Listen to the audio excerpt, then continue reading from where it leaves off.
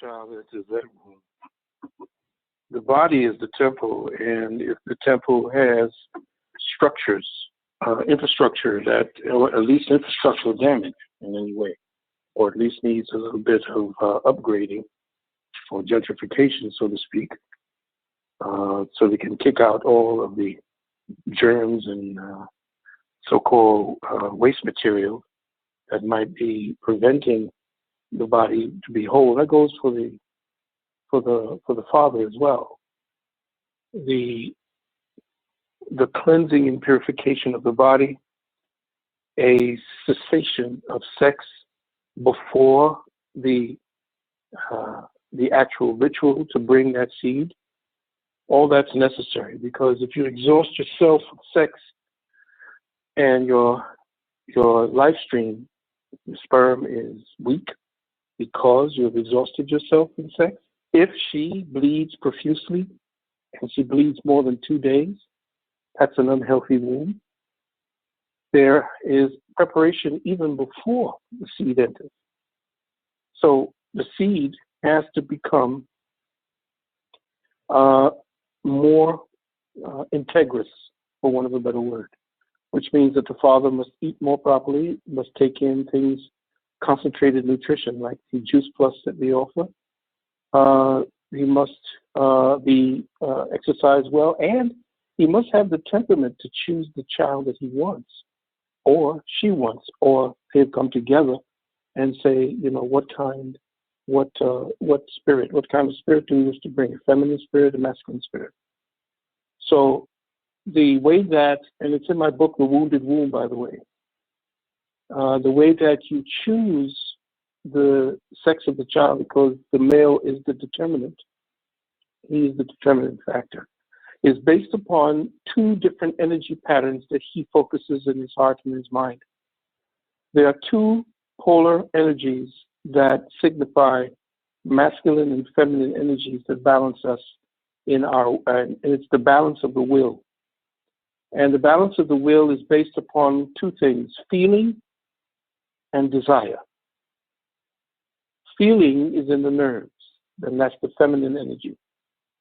Desire is in the blood. And these 2 energies work as the yin and yang polarities that keep us balanced within. If the male is dealing from a very high energy of desire, say he's got something he wants to achieve, he's out there strong, struggling, he's keeping a pure mind, his heart and his mind, loves his queen, he's doing things for her, and he's pushing forward, and his desire is to be successful, his desire is to do right, that desire becomes an actual energy pattern, an energy field that begins to tincture and begins to qualify the sperm, so that when the sperm meets the egg and it penetrates the zona pellucida on the outside, the signature frequency that sperm, which is the one that has the sharper point, because there are different types of sperm. One has a round head, which is like a battering ram. It contains the materials necessary to change the inside of the vagina, which is more acidic, to protect it. It changes that into a more alkaline to allow the sperm that has the burrowing head to be able to at least get past that defense mechanism. So once you do get to that, and the zona pellucida is punctuated by one of the sperm, that sperm is carrying a frequency, it's carrying a program based upon the desire energy that you've had and carried in your blood. That then will begin to orient the particular, when the zygote is created, and first of all, there's a black hole that's created. There's a small nuclear explosion that takes place inside of the egg at the moment of conception. And that small, and I've talked about this for the last 3 decades, and science is now catching up, so to speak. I just read something from the Japanese, found out that there is a type of nuclear explosion in the middle of the egg. Yeah, well, it was old news to my students, because we know the spiritual sciences from the ancients.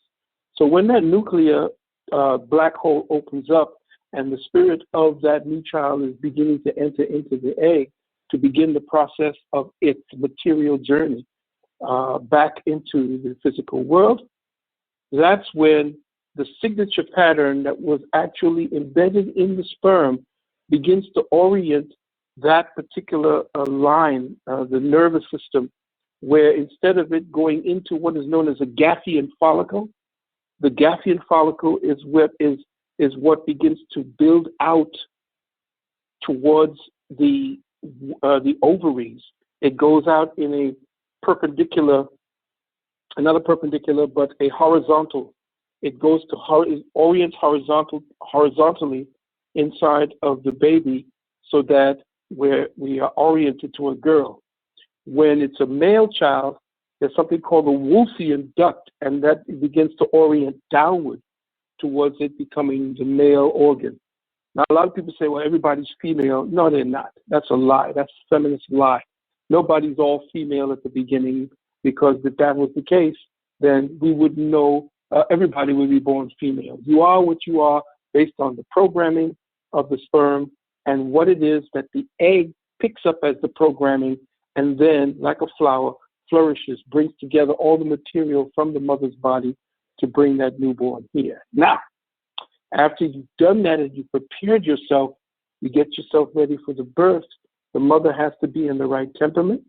She cannot be stressed and strained like they're pushing her out into the workplace while she's pregnant, and she's up there in front of them and all that dangerous radiation in front of computers and subways and all this madness. All of that then tends to tincture into the psyche of the child and the mother. So what you want to do then is to get her one of those vests they give you.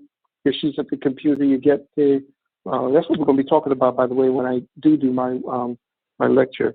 There are certain things that a woman can wear over her chest and her stomach if she's in front of a computer. The way the dentists give you that big, heavy coat to cover you up when they're taking X-rays of your teeth and so forth. And then you want to get in contact with a doula, or you can contact my wife because she then begins to put the mother on the Juice Plus program. And you want that baby to have a very strong APGAR, that's APGAR test, which means that that's the test that the doctors give the baby, or the doula gives the baby as soon as it's born, to see its reflexes, to see how it hears sound, to see if it cries, if it's strong, and if it's resisting the doctor. The APGARs usually go from 6, which means the child is not responsive as much, and all the way up to 9 or to 10. They don't usually give 10, but 9.5, 9.6. And those who are on the Juice Plus, it has been found, or they come back to us each time to tell us that the babies have 9 and better with their APGAR test. Of course, nurturing. The mother must breastfeed if she can up until 2 years of age, or 1.5 to 2 years. Back in the days, the ancients used to go to 3 and 5. And mother's milk was essentially what balanced the children. The children took a longer time to grow into adulthood back in the ancient days. And it wasn't until the invasion of different forces from outside of the continent, usually the European invasions, that we had to fast track manhood and womanhood in order to survive. So that's when you began to see all the rituals of children coming into manhood at early ages of 13 instead of the 18, 19, 20 back those times, when we would then separate the boys from their mothers and take them into to do their initiations into manhood, which would then be part of the circumcisions and so forth that our ancestors did. Now today they don't want no circumcision. They say that's mutation and so forth. But your ancestors in ancient Kemet did it because the circumcision was necessary at the time, because during the fall, and I know I'm rambling, but I just want to give you a strong perspective, things that are being said today that are refuting what all the ancients did. So that's why we're so crazy today.